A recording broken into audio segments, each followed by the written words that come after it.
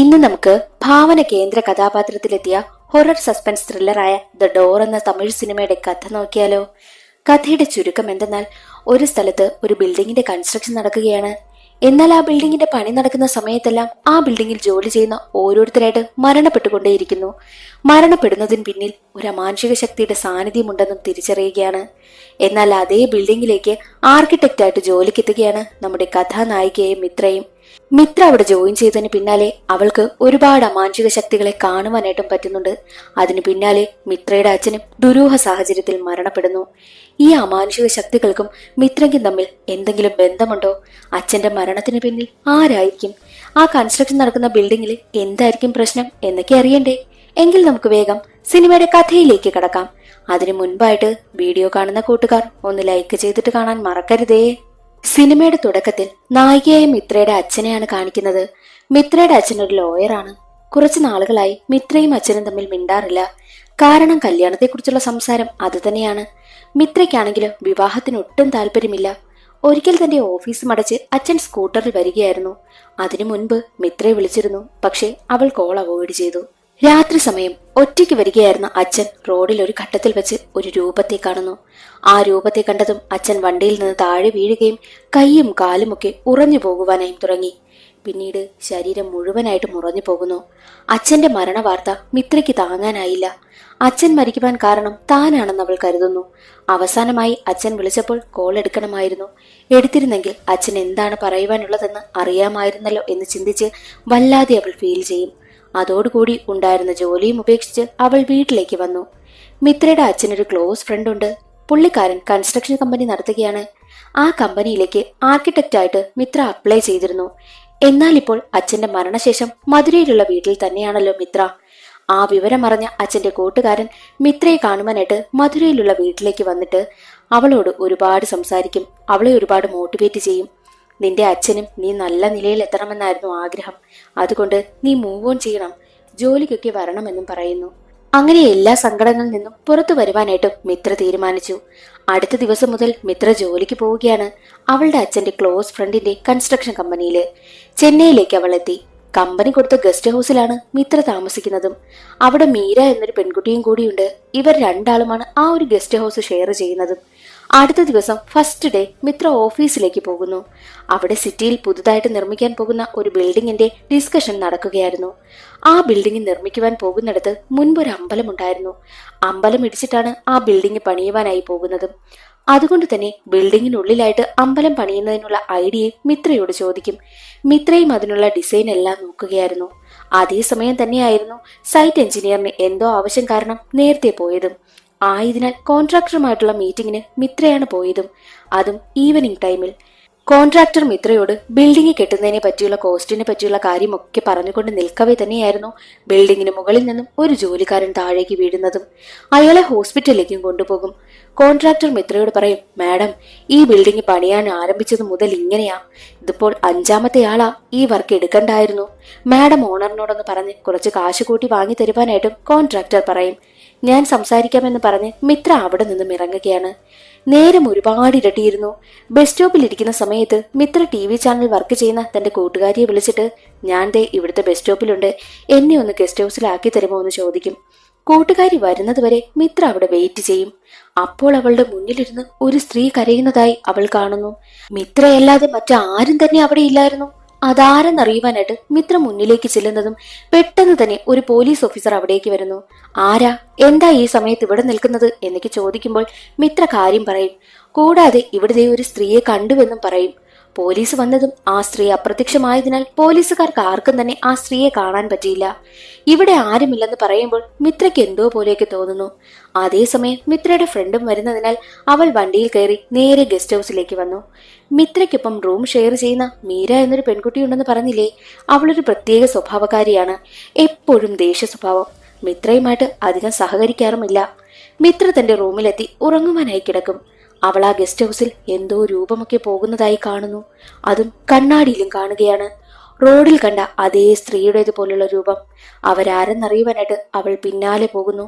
എന്നാൽ പെട്ടെന്ന് ആ രൂപം അപ്രത്യക്ഷമാകും. മാത്രമല്ല, ഒരു സ്കൂൾ യൂണിഫോം ഇട്ട പെൺകുട്ടിയെയും കാണുകയാണ്. മരിച്ചുപോയ അച്ഛനെയും അവൾ കാണുന്നു. പക്ഷേ അതൊരു സ്വപ്നമായിരുന്നു. എന്തുകൊണ്ടായിരിക്കാം താൻ മരിച്ചുപോയ അച്ഛനെയൊക്കെ സ്വപ്നം കാണുന്നതെന്നും അവൾ ചിന്തിക്കും. അടുത്ത ദിവസം കോൺട്രാക്ടറും കമ്പനി ഓണറുമായിട്ടുള്ള മീറ്റിംഗ് നടക്കുകയാണ്. അവർക്ക് കോസ്റ്റ് കൂടുതലായതിനാൽ കോസ്റ്റ് കുറയ്ക്കുന്നതിന് വേണ്ടിയിട്ടുള്ള ആ ബിൽഡിങ്ങിനുള്ളിൽ നിർമ്മിക്കാനിരുന്ന അമ്പലം വേണ്ടാന്നും ആ ഒരു ഓണർ തീരുമാനിക്കുന്നു. പക്ഷേ മിത്ര പറയുന്നത്, നമ്മളെ വിശ്വസിച്ചല്ലേ എല്ലാവരും ഫാമിലി ആയിട്ട് ഇവിടെ താമസിക്കുവാനായി എത്തുന്നത്, അപ്പോൾ അവർക്ക് വേണ്ട സൗകര്യമെല്ലാം നമ്മൾ ചെയ്തു കൊടുക്കണ്ടേ എന്നും അവൾ പറയും. ഓഫീസിലെ ജോലിയെല്ലാം കഴിഞ്ഞ് മിത്ര തന്റെ റൂമിലേക്ക് എത്തി. എന്നാൽ കുറെ നേരം കഴിഞ്ഞതും മീരയുടെ റൂമിൽ നിന്നും എന്തൊക്കെയോ ശബ്ദങ്ങൾ കേൾക്കുന്നു. ചെന്ന് നോക്കിയപ്പോൾ കാണുന്ന കാഴ്ച മീര ഭിത്തിയിൽ തലകൊണ്ടിരിക്കുന്നതാ, അതും ഉറക്കത്തിൽ. മീരയുടെ നെറ്റി പൊട്ടി ഒരുപാട് രക്തം വരുന്നുണ്ട്. ഉടനെ തന്നെ മിത്ര മീരയെ തടയുകയും ഡോക്ടറിനെ വിളിച്ച് മീരയ്ക്ക് വേണ്ട ട്രീറ്റ്മെന്റ് ഒക്കെ ചെയ്തു കൊടുക്കുകയും ചെയ്യുന്നു. അത്രയും നാൾ മീര മിത്രയോട് സഹകരിക്കാറില്ലായിരുന്നല്ലോ. ഇപ്പോൾ മിത്ര മീരയെ കെയർ ചെയ്തതിനാൽ മീരയ്ക്ക് മിത്രയോട് നല്ല സ്നേഹം വരികയും രണ്ടാളും നല്ല കൂട്ടാവുകയും ചെയ്തു. അടുത്ത ദിവസം ഓഫീസിലെത്തിയ മിത്ര ആ യൂണിഫോം ഇട്ട പെൺകുട്ടിയുടെ രൂപത്തെ വീണ്ടും കാണുന്നു. അതും ഓഫീസിൽ. എന്തോ കരഞ്ഞുകൊണ്ട് പറയുവാനായി ശ്രമിക്കുന്നുണ്ട്.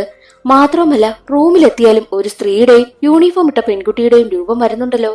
പെട്ടെന്ന് മാഞ്ഞു പോവുകയും ചെയ്യുന്നു. ഓഫീസിൽ പോകുമ്പോഴും ചില സമയത്ത് ഓഫീസിലും അതിനെ കാണുന്നു.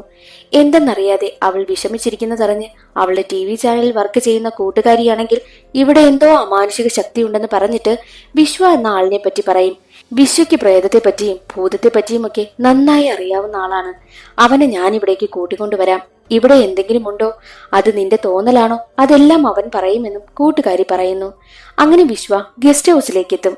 അവിടെ എല്ലായിടവും കൃത്യമായി പരിശോധന നടത്തും. മിത്രയുടെ റൂമും കയറി നോക്കി.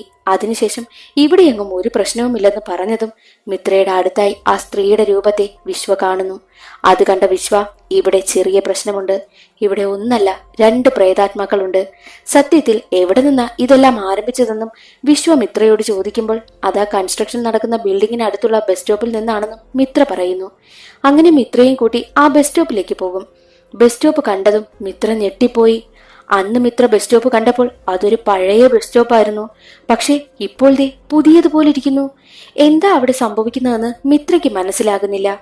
മിത്ര അത് അവരോട് തുറന്നു പറയും. ആ ബസ് സ്റ്റോപ്പിൽ എന്തെങ്കിലും സംഭവിച്ചോ എന്ന് അന്വേഷിക്കുവാനായിട്ടും തീരുമാനിക്കുന്നു. അപ്പോൾ 1992 ബസ് സ്റ്റോപ്പിൽ ഒരു സംഭവം നടന്നു. അന്ന് രാത്രി 2 സഹോദരങ്ങൾ ലോറി തട്ടി മരണപ്പെട്ടു. ആ കാഴ്ച കണ്ട അവരുടെ മൂത്ത ജ്യേഷ്ഠനും ഹാർട്ട് അറ്റാക്ക് വന്ന് മരണപ്പെട്ടു. അങ്ങനെ മുഴുവൻ 2 സഹോദരങ്ങളും അവരുടെ മൂത്ത ജ്യേഷ്ഠനും ഉൾപ്പെടെ 3 പേരാണ് ബസ് സ്റ്റോപ്പിൽ മരണപ്പെട്ടതും. അതെല്ലാം അറിഞ്ഞ മിത്രയാണെങ്കിൽ ഇതിനടുത്തായിട്ടാണ് കൺസ്ട്രക്ഷൻ നടക്കുന്ന ബിൽഡിങ്, അതിനടുത്തായിട്ടാണല്ലോ ഈ ഒരു ബസ് സ്റ്റോപ്പും. അപ്പോൾ ഈ കൺസ്ട്രക്ഷൻ നടക്കുന്ന ബിൽഡിങ്ങിനും പിന്നെ ഈ ബസ് സ്റ്റോപ്പിനും ഇടയിൽ എന്തൊക്കെയോ പ്രശ്നങ്ങളുണ്ട്. അതുകൊണ്ട് ഈ കൺസ്ട്രക്ഷൻ നടക്കുന്ന സൈറ്റ് മുൻപ് ആരുടെ കൈവശമാണെന്ന് അന്വേഷിക്കുവാനായിട്ടും അവർ തീരുമാനിച്ചു. അങ്ങനെ 1992 മുൻപ് ആ ഒരു കൺസ്ട്രക്ഷൻ നടക്കുന്ന സൈറ്റ് ഒരു സ്ത്രീയുടെ പേരിലായിരുന്നുവെന്നും മിത്ര അറിയുകയാണ്. ആ ലേഡിക്ക് ശേഷമാണ് പിന്നീട് കൈമറിഞ്ഞ് ഇപ്പോഴുള്ള ആളിന്റെ പേരിലേക്ക് ആ ഒരു വസ്തു എത്തിയിരിക്കുന്നതും. ആ ലേഡി ആരാണെന്ന് അന്വേഷിച്ചു പോകുന്ന സമയത്താണ് പല സത്യങ്ങളും ചുരുളഴിയുന്നത്. 1992 കാലഘട്ടത്തിന് മുൻപ് തന്നെ ആ ഒരു ലേഡിയും അവരുടെ മകളും അവിടെ വീട് വെച്ച് താമസിച്ചിരുന്നു. അവരുടെ ഭർത്താവ് മുൻപേ മരണപ്പെട്ടു പോയതാണ്. ആ സ്ത്രീക്ക് ഒരുപാട് സ്വത്ത് വകകൾ ഉണ്ടായിരുന്നു. അങ്ങനെ ഇരിക്കെ ആ ഒരു സ്ത്രീ റാം എന്നൊരാളുമായിട്ട് പ്രണയത്തിലാവുകയാണ്. എന്നാൽ ഈ റാം പറയുന്നത്, നിന്റെ ഈ സ്വത്തുക്കളെല്ലാം വിറ്റിട്ട് നമുക്ക് ഇവിടെ നിന്നും കുഞ്ഞിനെയും കൊണ്ട് മറ്റൊരു സ്ഥലത്തേക്ക് പോയി താമസിക്കാമെന്ന് പറയുന്നു. ആ സ്ത്രീക്ക് റാമിനോട് വല്ലാത്ത പ്രണയമായതിനാൽ റാം പറയുന്നതെല്ലാം കേട്ട് തന്റെ വസ്തുക്കളെല്ലാം വിറ്റു. റാമിനോടൊപ്പം ഒളിച്ചോടി മറ്റൊരു നാട്ടിലേക്ക് പോയി അവിടെ ജീവിക്കാമെന്നാണ് ഈ സ്ത്രീ കരുതിയിരുന്നതും. എന്നാൽ ഈ റാം ഒരു കള്ളനായിരുന്നു. റാമിന്റെ ഉദ്ദേശം തന്നെ ഇവരുടെ കൈവശമുള്ള എല്ലാ സ്വത്തുക്കളും അടിച്ചെടുക്കുക, അല്ലാതെ വേറൊന്നും തന്നെ ഇല്ലായിരുന്നു. അതുകൊണ്ട് തന്നെ അവരുടെ സ്വത്തെല്ലാം വിറ്റ് കാശെല്ലാം കൈ കിട്ടിയ റാമാണെങ്കിൽ രാത്രിക്ക് രാത്രി അവിടെ നിന്ന് കടന്നു കളയും. റാമ തന്നെ ചതിച്ചുവെന്ന് മനസ്സിലാക്കിയ ആ സ്ത്രീയാണെങ്കിൽ തന്റെ കുഞ്ഞിനെയും കൊണ്ട് ആത്മഹത്യ ചെയ്ത് കളയുകയാണ് ചെയ്തത്. ആ ഒരു കേസ് അന്വേഷിക്കുവാനായിട്ട് ഒരു പോലീസ് ഇൻസ്പെക്ടർ എത്തിയിരുന്നു. അവസാനം സൂയിസൈഡ് ആണെന്ന് കേസ് ക്ലോസ് ചെയ്യും. എന്നാൽ ഇന്ന് ആ പോലീസ് ഓഫീസർ വയസ്സായിരിക്കുകയാണ്. ആ പോലീസ് ഓഫീസറിനെ ചെന്ന് കണ്ടിട്ട് അതിനുശേഷം എന്തൊക്കെ സംഭവിച്ചു എന്നുള്ളത് അറിയുവാനായിട്ട് മിത്രയും വിശ്വയും ഒക്കെ തീരുമാനിച്ചു. അങ്ങനെ ആ ഒരു പോലീസ് ഇൻസ്പെക്ടറിന്റെ അടുത്തേക്ക് പോവുകയാണ് മിത്രയും കൂട്ടുകാരും ഒക്കെ. പോലീസ് ഇൻസ്പെക്ടറിനടുത്തെത്തിയ മിത്ര ആ ഒരു സ്ത്രീയുടെയും കുഞ്ഞിന്റെയും മരണത്തെപ്പറ്റി അന്വേഷിക്കുന്നു. എന്നാൽ ആ ഒരു പോലീസുകാരൻ പറയുന്നത് ആ റാമു അവളെ പറ്റിച്ച് അവളുടെ സ്വത്തുമെല്ലാം വിറ്റ് കാശുമായിട്ട് നാട് വിട്ടു. അതറിഞ്ഞ് അവളും കുഞ്ഞും ആത്മഹത്യ ചെയ്തു. അതാണ് യഥാർത്ഥത്തിൽ സംഭവിച്ചത്. അല്ലാതെ ഇതിനെപ്പറ്റി അന്വേഷിച്ച് ഇനി ഇങ്ങോട്ട് വരരുതെന്ന് പറഞ്ഞ് എല്ലാവരെയും അവിടെ നിന്ന് പറഞ്ഞുവിടും. എന്നാൽ മിത്രയും കൂട്ടുകാരും പോയി കഴിഞ്ഞ് കുറെ സമയം കഴിഞ്ഞതും ആ ഒരു പോലീസ് ഇൻസ്പെക്ടർ മരണപ്പെടുന്നു. അതും ശരീരമെല്ലാം ഫ്രീസായാണ് മരണപ്പെടുന്നത്. ആ വിവരം അറിഞ്ഞ മിത്രയ്ക്കാണെങ്കിൽ ഒരു സംശയം തോന്നും. മിത്രയുടെ അച്ഛനും അതുപോലെ തന്നെ ശരീരമെല്ലാം ഫ്രീസായാണ് മരണപ്പെട്ടത്. അതുപോലെ തന്നെയാണ് പോലീസ് ഇൻസ്പെക്ടറും മരണപ്പെട്ടിരിക്കുന്നത്. ഇവരുടെ രണ്ടുപേരുടെയും മരണത്തിൽ എന്തോ കണക്ഷൻ ഉണ്ട്. അച്ഛനും ഈ ഒരു കേസിൽ എങ്ങനെയൊക്കെയോ ബന്ധപ്പെട്ടിട്ടുണ്ട്. അതുകൊണ്ടായിരിക്കാം ആ ഒരു രൂപങ്ങളൊക്കെ എന്റെ കണ്ണിൽ തെളിയുന്നതെന്നും മിത്രയ്ക്ക് മനസ്സിലാകുന്നു. അങ്ങനെ മിത്രയാണെങ്കിൽ റാമിനെ കണ്ടുപിടിക്കുവാനായും തീരുമാനിക്കുകയാണ്. റാമിനെ കുറിച്ച് അന്വേഷിക്കുന്ന സമയത്ത് അന്ന് കാശുമായിട്ട് റാം നാടുവിട്ടതിനു ശേഷം പോലീസിന്റെ കയ്യിൽ വന്നു പെട്ടു. അങ്ങനെ പോലീസ് അറസ്റ്റ് ചെയ്ത് റാം കുറെ നാൾ ജയിലിലായിരുന്നു. അവിടെ വെച്ച് രവി എന്നൊരാളിനെ പരിചയപ്പെട്ടു. ഇവർ രണ്ടുപേരും ജയിലിൽ വെച്ച് നല്ല കൂട്ടാവുകയാണ്. എന്നാൽ ഒരുമിച്ചാണ് രണ്ടുപേരും ജയിലിൽ നിന്ന് പുറത്തു വന്നതും. പുറത്തു വന്ന രവി റാമിനെയും കൂട്ടി തന്റെ നാടായ കൊടൈക്കനാലിലേക്ക് പോയി. പിന്നീട് എന്ത് സംഭവിച്ചെന്ന് ആർക്കും അറിയത്തേയില്ല. അങ്ങനെ മിത്രയാണെങ്കിൽ റാമിന് എന്ത് സംഭവിച്ചു എന്നറിയുന്നതിനായിട്ട് രവിയെ കണ്ടുപിടിക്കുവാനായിട്ടും തീരുമാനിക്കുകയാണ്. രവിയെ അന്വേഷിച്ച് മിത്ര കൊടൈക്കനാലിൽ എത്തിയ സമയത്താണ് രവി വർഷങ്ങൾക്ക് മുൻപ് മരണപ്പെട്ടു എന്നും ഇപ്പോൾ അവിടെ താമസിക്കുന്നത് രവിയുടെ ബന്ധുക്കൾ മാത്രമാണെന്നും മിത്ര അറിയുന്നതും. മിത്രയുടെ കൂട്ടുകാരിയും വിശ്വയും വേറൊരു വിധത്തിൽ റാമിനെ പറ്റി അന്വേഷണമൊക്കെ നടത്തുന്നുണ്ട്. റാമിന്റെ ഡീറ്റെയിൽസ് ഒക്കെ എടുക്കുവാനായും ശ്രമിക്കുന്നുണ്ട്. എന്നാൽ മിത്ര രവിയുടെ ബന്ധുക്കളോട് ചോദിക്കുന്നുണ്ട്, രവി അന്ന് ജയിലിൽ നിന്ന് ഇറങ്ങിയ സമയത്ത് റാം എന്നൊരാളിനെ കൊണ്ടുവന്നില്ലേ, അയാൾ ഇപ്പോൾ എന്ത് ചെയ്യുന്നു എന്ന് ചോദിച്ച സമയത്ത് രവിയുടെ ബന്ധുക്കൾ പറയുന്നത്, രവി ജയിലിൽ നിന്ന് വന്ന സമയത്ത് റാം എന്നൊരാളിനെ കൊണ്ടുവന്നോ ഇല്ലയോ എന്നുള്ള കാര്യമൊന്നും ഞങ്ങൾക്കറിയത്തില്ല. പക്ഷെ രവിക്ക് ഈ നാട്ടിൽ ഏറ്റവും അടുത്തൊരു സുഹൃത്തുണ്ട്, ജോർജ്. ഈ ജോർജ് ഈ നാട്ടിലെ നല്ലതും ചീത്തയുമായിട്ടുള്ള എല്ലാ കാര്യങ്ങളിലും ഇടപെടും. ഈ ജോർജുമായിട്ടാണ് രവി ഏറ്റവും കൂടുതൽ സഹകരിച്ചിരുന്നതും. അപ്പോൾ ജോർജിനോട് അന്വേഷിച്ചാൽ മതി, കാര്യങ്ങൾ അറിയാമെന്നും മിത്രയോട് രവിയുടെ ബന്ധുക്കൾ പറയുന്നു. അതനുസരിച്ച് മിത്ര ജോർജിനെ കണ്ടെത്തി ജോർജിനടുത്തെത്തുകയാണ്. എന്നിട്ട് ജോർജിനോട് എല്ലാ കാര്യങ്ങളും തുറന്നു പറയും. രവി ജയിലിൽ നിന്ന് വന്ന സമയത്ത് ഇതുപോലെ റാമൊരാളിനെ കൊണ്ടുവന്നിരുന്നു എന്ന് ചോദിക്കുന്ന സമയത്ത് എന്തിനാ നിങ്ങൾ ഇതൊക്കെ അന്വേഷിക്കുന്നതെന്നും ജോർജ് ചോദിക്കും. അപ്പോൾ മിത്ര പറയുന്നത് 1990 കാലഘട്ടത്തില് ഈ റാം ഒരു സ്ത്രീയെയും അവരുടെ കുഞ്ഞിനെയും പറ്റിച്ച് അവരുടെ വസ്തുക്കളെല്ലാം വിറ്റിട്ട് ആ ഒരു കാശുമായി നാട് വിട്ടിരുന്നു. എന്നാൽ ഇന്ന് ആ ഒരു സ്ത്രീയുടെ സ്ഥലം നിൽക്കുന്ന സ്ഥലത്താണ് പുതിയ ബിൽഡിംഗ് വന്നിരിക്കുന്നത്. ആ ബിൽഡിങ്ങിനെ ചുറ്റിപ്പറ്റി ഒരുപാട് അമാനുഷിക പ്രവൃത്തികൾ നടക്കുന്നുണ്ടെന്നാണ് എനിക്ക് തോന്നുന്നത്. ഞാനും അതുപോലെ ഒരുപാട് കാര്യങ്ങൾ ഫീൽ ചെയ്തിരുന്നു. ആ ബിൽഡിംഗ് ഇപ്പോൾ കെട്ടിക്കൊണ്ടിരിക്കുന്ന സമയത്ത് ഒരുപാട് അപകടങ്ങളും അവിടെ സംഭവിക്കുവാനായി തുടങ്ങിയിട്ടുണ്ട്. അതിനു പിന്നിൽ ഈ സ്ത്രീയുടെ മരണവുമായിട്ട് എന്തെങ്കിലും ബന്ധമുണ്ടോ, ഈ റാമാണോ ഇതിനൊക്കെ കാരണമെന്നൊക്കെ അറിയണമെന്ന് മിത്ര പറയും. അത് കേട്ട് ജോർജ് പറയുന്നത്, നീ അറിഞ്ഞു വെച്ചിരിക്കുന്ന കുറെ കാര്യങ്ങൾ തെറ്റാണ്. യഥാർത്ഥത്തിൽ എന്താണ് സംഭവിച്ചതെന്ന് ഞാൻ പറയാമെന്ന് പറഞ്ഞിട്ട് ജോർജ് പിന്നീട് ഒരു കഥ പറയുന്നു. പിന്നീട് ഒരു ഫ്ലാഷ് ബാക്ക് ആണ് കാണിക്കുന്നത്. ആ സ്ത്രീ അവരുടെ കുഞ്ഞുമായിട്ട് അവരുടെ ഭർത്താവ് മരിച്ചതിന് ശേഷം അവരുടെ വസ്തുവിൽ വീടൊക്കെ വെച്ച് സമാധാനമായിട്ട് ജീവിക്കുകയായിരുന്നു. അവരുടെ വീടിനടുത്തായിട്ട് ഒരു ചെറിയ പേച്ചിയമ്മയുടെ അമ്പലവും ഉണ്ടായിരുന്നു. ആ ഒരു സമയത്തായിരുന്നു 3 സഹോദരങ്ങൾ. അവർക്ക് ഈ സ്ത്രീയുടെ വസ്തുവിനോട് നല്ല നോട്ടമുണ്ടായിരുന്നു. ആ വസ്തു തങ്ങൾക്ക് വിട്ടുതരണമെന്നും അവർ 3 പേരും ഈ സ്ത്രീയോട് പറയും. പക്ഷെ അവരാണെങ്കിൽ അത് വിട്ടുകൊടുക്കുവാനായി തയ്യാറായില്ല. ഒരിക്കലും ഞാൻ വിട്ടുതരത്തില്ല. ഇവിടെ ഞങ്ങളുടെ കുടുംബദൈവമായിട്ടുള്ള പേച്ചിയമ്മയുടെ അമ്പലമുണ്ട്. ഞാൻ ഇവിടെ തന്നെ താമസിക്കുമെന്നും ആ സ്ത്രീ പറയുന്നു. എന്നാൽ അതേ സമയത്തായിരുന്നു റാം എന്നൊരാൾ ഈ സ്ത്രീയുടെ അടുത്തേക്ക് വരുന്നതും. അവർ ഭർത്താവൊന്നുമില്ലാതെ കുട്ടിയുമായിട്ട് ഒറ്റയ്ക്കാണ് താമസിക്കുന്നത് എന്നറിഞ്ഞുകൊണ്ടുള്ള വരവാണത്. എന്നിട്ട് ഈ സ്ത്രീയുമായിട്ട് നന്നായിട്ട് അടുക്കുകയും ഒക്കെ ചെയ്തു. അവരും റാമിനെ ഒരുപാട് വിശ്വസിച്ചു. അങ്ങനെ രണ്ടുപേരും പതിയെ പതിയെ പ്രണയത്തിലായി. റാം ആണെങ്കിൽ അവരെ ഒരുപാട് കാര്യങ്ങൾ പറഞ്ഞ് വിശ്വസിപ്പിച്ചു. നമുക്ക് വിവാഹം കഴിക്കാമെന്നും സന്തോഷത്തോടെ ജീവിക്കാമെന്നും നിന്റെ കുഞ്ഞിനെ ഞാൻ നന്നായി നോക്കിക്കൊള്ളാമെന്നും റാം ആ സ്ത്രീയോട് പറഞ്ഞു. അതെല്ലാം കേട്ട് ആ സ്ത്രീ റാമിന് വിശ്വസിച്ചു. പക്ഷെ ഈ റാം ഒരു പെരുങ്കള്ളനാണെന്നുള്ള കാര്യം ആ സ്ത്രീക്ക് അറിയില്ലായിരുന്നു. അങ്ങനെ ഇരിക്കെ ഒരു ദിവസം ഇവരുടെ വസ്തുവിന്മേൽ കണ്ണുള്ള ആ ഒരു 3 സഹോദരങ്ങളില്ലേ, ഈ സഹോദരങ്ങൾ ഈ സ്ത്രീയുടെ വീട്ടിലേക്ക് വരുന്ന സമയത്ത് റാമുമായിട്ട് ഫിസിക്കൽ റിലേഷനിൽ ഏർപ്പെടുന്നത് അവർ കാണുന്നു. അത് കണ്ട ഉടനെ തന്നെ ആ 3 സഹോദരങ്ങളും ആ സ്ത്രീയോട് പറയുന്നുണ്ട്, ഓഹോ, ഇതാണല്ലേ അപ്പോൾ നിന്റെ പണി. ഭർത്താവ് മരിച്ചതിന് ശേഷം നീ ഇങ്ങനെയൊക്കെയാണോ ജീവിക്കുന്നത്? നീ ഇങ്ങനെയാണെന്നുള്ള കാര്യം ഈ നാട്ടുകാരോട് മുഴുവൻ ഞങ്ങൾ പറയട്ടെ എന്നുള്ള കാര്യം ആ 3 പേരും ഈ സ്ത്രീയെ ഭീഷണിപ്പെടുത്തുവാനായും തുടങ്ങി. എന്നാൽ അവർ പറയുന്നത്, അങ്ങനെയൊന്നുമല്ല, ഞങ്ങൾ തമ്മിൽ പ്രണയത്തിലാണ്, ഞങ്ങൾ വിവാഹം കഴിക്കുവാനായും തീരുമാനിച്ചിട്ടുണ്ട് എന്നുള്ള കാര്യമൊക്കെ പറയും. ആ സ്ത്രീ ഇതെല്ലാം പറഞ്ഞുകൊണ്ടിരിക്കുന്ന സമയത്താണ് റാം ഒരു ട്വിസ്റ്റ് കൊടുക്കുന്നത്. എന്തെന്നാൽ ഈ റാം ഈ 3 സഹോദരങ്ങളുടെ ആളാണ്. എന്നിട്ട് പറയുന്നുണ്ട്, ഞാൻ ഇവരുടെ ആളാ, നീ എന്തായാലും ഈ ഒരു പത്രത്തിൽ ഒപ്പിടണം, നിന്റെ സ്വത്തെല്ലാം ഇവരുടെ പേരിലേക്ക് മാറ്റുകയാണ് എന്ന് റാം പറയുമ്പോൾ ഒപ്പിട്ട് കൊടുക്കുവാനായിട്ട് ആ സ്ത്രീ തയ്യാറാകുന്നില്ല. അവരെ വിശ്വാസത്തെ റാം മുതലെടുക്കുകയാണ് ചെയ്തത്. അതൊന്നും അവർ മുൻപേ അറിഞ്ഞിരുന്നില്ലല്ലോ. അങ്ങനെ ഈ റാമാണെങ്കിൽ ആ സ്ത്രീയെ വിരട്ടുന്നുണ്ട്, നീ ഈ മുദ്രപത്രത്തിൽ ഒപ്പിട്ട് തന്നില്ല എന്നുണ്ടെങ്കിൽ നിന്റെ മകളെ നിന്റെ കൺമുന്നിൽ വെച്ച് അടിച്ചു കൊല്ലുമെന്നും റാമും ആ 3 സഹോദരങ്ങളും പറയും. അത് കേട്ടവർ വല്ലാതെ പേടിക്കുന്നു. തന്റെ മകൾക്കൊന്നും സംഭവിക്കാതിരിക്കാൻ വേണ്ടിയിട്ട് അവർ പറഞ്ഞ പത്രങ്ങളിലെല്ലാം ആ സ്ത്രീ ഒപ്പിട്ട് കൊടുക്കുന്നു. എന്നാൽ ഒപ്പിട്ട് കൊടുത്തിട്ട് അവരെ വെറുതെ വിട്ടോ? ഇല്ല. 3 സഹോദരങ്ങളും റാമും ചേർന്ന് ആ സ്ത്രീയെയും ആ കുഞ്ഞിനെയും അവിടെ വെച്ച് അടിച്ചു കൊലപ്പെടുത്തും. എന്നിട്ട് നേരെ അവരുടെ കൂട്ടാളിയായ പോലീസ് ഇൻസ്പെക്ടറിനെ വിളിക്കും.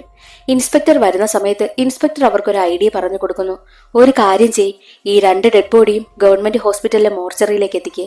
അവിടെ ഒരുപാട് അനാഥ ശവങ്ങളുണ്ട്, അവരുടെ കൂട്ടത്തിൽ വിട്ടേരാ, ഞാൻ ഈ കേസൊക്കെ ക്ലോസ് ചെയ്യാമെന്നും പോലീസ് ഇൻസ്പെക്ടർ പറഞ്ഞതനുസരിച്ച് ഡെഡ് ബോഡി ഗവൺമെന്റ് ഹോസ്പിറ്റലിലെ മോർച്ചറിയിലേക്ക് മാറ്റുന്നു. അവിടെ അനാഥ ശവങ്ങളുടെ കൂട്ടത്തിൽ ഈ സ്ത്രീയുടെയും കുഞ്ഞിന്റെയും ഡെഡ് ബോഡിയും പോവുകയാണ്. അതിനുശേഷം റാമിനെ ഈ 3 സഹോദരങ്ങളും കാശ് കൊടുത്ത് ഒതുക്കുകയാണ്. ഇനി ഒരിക്കലും നീ നാട്ടിലോട്ട് വരരുത്, നിന്നെ ഇവിടെ കണ്ടുപോകരുത് എന്ന് പറഞ്ഞിട്ടാണ് റാമിന് കാശും കൊടുത്ത് അവിടെ നിന്ന് പറഞ്ഞു വിടുന്നതും. കാശും കൊണ്ട് പോകുന്ന സമയത്താണ് റാമു പോലീസിന്റെ കയ്യിൽ അകപ്പെടുന്നതും പിന്നീട് ജയിലിലാകുന്നതും. അതാണ് യഥാർത്ഥത്തിൽ സംഭവിച്ചതെന്നും ജോർജ് പറയും. കഥകളെല്ലാം കേട്ട് കഴിഞ്ഞ് മിത്ര ചോദിക്കുന്നുണ്ട്, ആ റാം ഇപ്പോൾ എവിടെയാണുള്ളത്, ജീവനോടെയുണ്ടോ എന്നൊക്കെ ചോദിക്കും. അതേ സമയം തന്നെയായിരുന്നു മിത്രയുടെ ഫോണിലേക്ക് റാമിന്റെ ഫോട്ടോ അവളുടെ കൂട്ടുകാരി അയച്ചു കൊടുക്കുന്നതും. ആ ഫോട്ടോ കണ്ടതും മിത്ര ഞെട്ടിപ്പോകുന്നു. അവിടെയാണ് കഥയിലൊരു ട്വിസ്റ്റ്. എന്തെന്നാൽ മിത്രയുടെ മുന്നിലിരിക്കുന്ന ഈ ജോർജില്ലേ, ആ ജോർജ് തന്നെയാണ് യഥാർത്ഥത്തിൽ റാം. ജോർജിന്റെ ഫോട്ടോയാണ് അവർ അയച്ചു കൊടുത്തിരിക്കുന്നതും. അന്ന് പോലീസിന്റെ കയ്യിൽ അകപ്പെട്ട് ജയിലിലായിട്ട് പിന്നെ ജയിലിൽ നിന്ന് പുറത്തു വന്നതിന് ശേഷം റാം എന്ന പേര് മാറ്റി ജോർജ് എന്ന പേരും സ്വീകരിച്ച് ദേ ഇപ്പോൾ ഈ നാട്ടിൽ നല്ലവനായിട്ട് കഴിഞ്ഞുകൂടുകയാണ് ഇപ്പോൾ റാം. തന്റെ കൺമുന്നിലിരിക്കുന്ന ആളാണ് റാമെന്ന് മനസ്സിലാക്കി ഉടനെ തന്നെ മിത്രയാണെങ്കിൽ നിങ്ങളല്ലേ റാമെന്ന് ചോദിക്കുമ്പോൾ അതെ, ഞാൻ തന്നെയാണ് റാം. എന്തിനാ ഇപ്പോൾ പഴയ കാര്യങ്ങളൊക്കെ കുത്തിപ്പൊക്കി നീ ഇവിടെ വന്നിരിക്കുന്നതെന്നും മിത്രയോട് ജോർജ് ചോദിക്കുന്നു. അത് കേട്ട് മിത്ര പറയുന്നത്, അതിനൊരു കാരണമുണ്ട്, എന്റെ അച്ഛന്റെ മരണം. എന്റെ അച്ഛന്റെ മരണവും നിങ്ങളൊക്കെ തമ്മിൽ എന്തെങ്കിലും കണക്ഷൻ ഉണ്ടോ എന്ന് എനിക്കറിയണം. അത് കേട്ട് ജോർജ്, നിന്റെ അച്ഛൻ ആരാന്ന് ചോദിക്കും. ഉടനെ തന്നെ മിത്ര തന്റെ അച്ഛന്റെ ഫോട്ടോ ജോർജിന് കാണിച്ചു കൊടുക്കുന്നു. ഓ, നീ ആ ലോയറിന്റെ മകളാണോ? എങ്കിൽ ഒരു കാര്യം കൂടി കേട്ടോ, ഞാൻ നേരത്തെ പറഞ്ഞ കഥയില്ലേ, അതിൽ കുറച്ച് കാര്യം കൂടി ആഡ് ചെയ്യണമെന്ന് പറഞ്ഞിട്ട് വീണ്ടും ഒരു കാര്യം ജോർജ് പറഞ്ഞു കൊടുക്കുകയാണ്. അന്നീ 3 സഹോദരങ്ങളും റാമും ചേർന്ന് ആ സ്ത്രീയെ ഒരുപാട് ടോർച്ചർ ചെയ്തതിനു ശേഷം അവരുടെ കയ്യിൽ നിന്നും ഒപ്പ് വാങ്ങിയിരുന്നല്ലോ. ഈ 3 സഹോദരങ്ങളുടെ പേരിൽ അവരുടെ വസ്തുക്കളെല്ലാം മാറ്റിക്കൊണ്ടുള്ള ഒപ്പാണ് അവർ ഇട്ടുകൊടുത്തതും. അതിനുശേഷം ഒരു വക്കീലിന്റെ സഹായം ആവശ്യമായിരുന്നു ഈ 3 സഹോദരങ്ങളുടെ പേരിലേക്ക് പൂർണ്ണമായിട്ട് അത് മാറ്റുന്നതിന് വേണ്ടിയിട്ട്. അതിനവർ എത്തിപ്പെട്ട വക്കീലാരെന്നാൽ മിത്രയുടെ അച്ഛന്റെ അടുത്തേക്കായിരുന്നു. അങ്ങനെ അച്ഛനാണ് അതിന്റെ പേപ്പർ വർക്കുകളെല്ലാം ചെയ്തു കൊടുത്തതും. എന്നാൽ അതിന്റെ സാക്ഷിയായിട്ട് അവരുടെ മകളുടെ ഒപ്പ് വേണമായിരുന്നു. ആ കാര്യം മിത്രയുടെ അച്ഛൻ അവരോട് പറയും. മകളുടെ ഒപ്പ് വേണമെന്ന് പറയുന്ന സമയത്ത് ഈ 3 സഹോദരങ്ങളും പറയുന്നത്, അതോ അവരുടെ മകൾ വിദേശത്ത് നിന്ന് പഠിക്കുക, അതിന് പറ്റത്തില്ല, അതുകൊണ്ട് നിങ്ങൾ എന്തെങ്കിലും കാര്യം ചെയ്യ്, എങ്ങനെയെങ്കിലും ഇത് റെഡിയാക്കി തരുവാനായിട്ടും മിത്രയുടെ അച്ഛനോട് പറഞ്ഞു. അങ്ങനെ മിത്രയുടെ അച്ഛനാണെങ്കിൽ കള്ള ഒപ്പിട്ടിട്ടാണ് ആ ഒരു പേപ്പറെല്ലാം റെഡിയാക്കി കൊടുക്കുന്നത്. മിത്രയുടെ അച്ഛന് ആ സ്ത്രീയുടെ കയ്യിൽ നിന്നും ഇവർ ഒപ്പ് വാങ്ങിയതിനു ശേഷം അവരെയും കുഞ്ഞിനെയും അടിച്ചു കൊന്നിട്ടാണ് ഇതത്രയും ചെയ്തത് എന്നുള്ള കാര്യമൊന്നും അറിയത്തില്ലായിരുന്നല്ലോ. മിത്രയുടെ അച്ഛൻ ഇതൊന്നും അറിയാതെ എല്ലാ പേപ്പർ വർക്കുകളും റെഡിയാക്കി ആ ഒരു വസ്തുവിന്റെ പൂർണ്ണ അധികാരം ഈ 3 സഹോദരങ്ങൾക്ക് മേലാക്കി കൊടുത്തു. അങ്ങനെയാണ് മിത്രയുടെ അച്ഛനും ദേ ഇതിൽ വന്ന് പെട്ടിരിക്കുന്നതും. മിത്രയുടെ അച്ഛൻ സത്യമൊന്നും അറിയാതെയാണല്ലോ ഇതിൽ പെട്ടുപോയിരിക്കുന്നതും. അതിന് പ്രതികാരമായിട്ടാണ് മിത്രയുടെ അച്ഛനെ ആ ഒരു ആത്മാവ് കൊന്നുകളഞ്ഞതും. എല്ലാം കഴിഞ്ഞ് തങ്ങളുടെ പേരിൽ സ്വത്തെല്ലാം ആക്കി മാറ്റിയിട്ട് 3 സഹോദരങ്ങളും വരുന്ന വഴിയിൽ വെച്ചാണ് ആ ഒരു ബസ് സ്റ്റോപ്പിന് മുന്നിൽ വെച്ച് ഇവർ റോഡ് ക്രോസ് ചെയ്യുന്ന സമയത്ത് 2 സഹോദരങ്ങളും ലോറി ഇടിച്ച് മരണപ്പെടുന്നതും. അത് കണ്ടുകൊണ്ട് നിന്ന മൂത്ത ജ്യേഷ്ഠനടുത്തേക്ക് ഒരു ആത്മാവ് എത്തുകയാണ്. ആ ആത്മാവ് മൂത്ത ജ്യേഷ്ഠന്റെ കഴുത്ത് ഞെരിച്ച് കൊലപ്പെടുത്തി കളയുന്നു. അവരിൽ നിന്നെല്ലാം കാശും വാങ്ങിപ്പോയ റാമിനെയും ഈ ഒരു പ്രേതാത്മാവ് ഫോളോ ചെയ്തിരുന്നു. റാമിനെ കൊല്ലുവാനായിട്ടും ശ്രമിച്ചിരുന്നു. പക്ഷെ റാം എങ്ങനെയോ രക്ഷപ്പെട്ട് ഒരു അമ്പലത്തിനുള്ളിൽ വന്ന് കയറി. അങ്ങനെയാണ് ആ ഒരു പ്രേതാത്മാവിന്റെ കയ്യിൽ നിന്നും റാം രക്ഷപ്പെട്ട് ദേ ഇന്നീ കാണുന്നത് പോലെ പേരയ്ക്ക് മാറ്റി ഈ നാട്ടിൽ ജീവിക്കുന്നതും. ആ അമ്പലമുള്ളത് കൊണ്ട് മാത്രമായിരുന്നു റാമു രക്ഷപ്പെട്ടതും. കഥകളെല്ലാം കേട്ടുകഴിഞ്ഞ് മിത്രയ്ക്ക് വല്ലാതെ ദേഷ്യം വരും.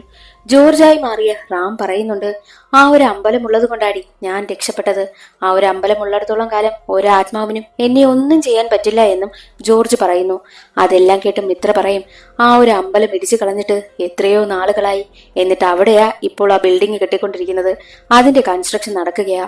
ഈ ഒരു കേസുമായിട്ട് ബന്ധപ്പെട്ട ഓരോരുത്തരെയായി ആത്മാവ് തേടി വന്ന് കൊലപ്പെടുത്തിക്കൊണ്ടിരിക്കുക. അതിലാ എന്റെ അച്ഛനും മരണപ്പെട്ടത്. ഇനി അടുത്തത് നീയാണെന്നും മിത്ര പറയുന്നു. അത് കേട്ടതും ജോർജിന് വല്ലാതെ ദേഷ്യം വരികയും ടെൻഷൻ ആവുകയും ചെയ്യുന്നു.